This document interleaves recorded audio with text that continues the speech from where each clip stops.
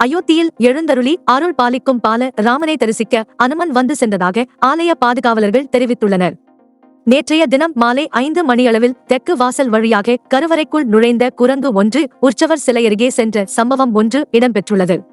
இதன்போது கோவிலில் பாதுகாப்பு பணியில் ஈடுபட்டு இருந்த பாதுகாப்பு வீரர்கள் உடனடியாக செயற்பட்டு குரங்கே அது உற்சவர் சிலையை தரையில் தூக்கி வீசிவிடக்கூடும் என பயந்து காவல்துறையினர் அந்த குரங்கை நோக்கி ஓடியதும் அந்த குரங்கு அமைதியாக வடக்கு வாசலை நோக்கி ஓடியது.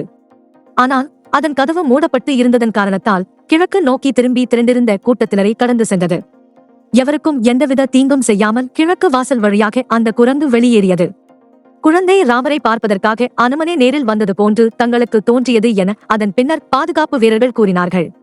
புதிதாக நிறுவப்பட்ட கோவிலில் கடவுள் ராமரை பாதுகாக்கும் பணியை அனுமன்ஜி தொடர்ந்து மேற்கொள்கிறார் என்பதற்கான அடையாளமே இந்த நிகழ்வு என பக்தர்கள் பலரும் தற்போது தெரிவித்து வருகின்றனர். உத்தரப்பிரதேசத்தின் அயோத்தி நகரில் அமைந்த பிரமாண்ட ராமர் கோவிலின் கும்பாபிஷேக விழா வெகு சிறப்பாக நடைபெற்ற நிலையில் கோவிலில் தரிசனம் செய்ய பக்தர்கள் அலை அலையாக வர தொடங்கியுள்ளனர். இதனால் பக்தர்களின் வருகை தொடர்ந்து அதிகரித்து வருகின்றமை குறிப்பிடத்தக்கது.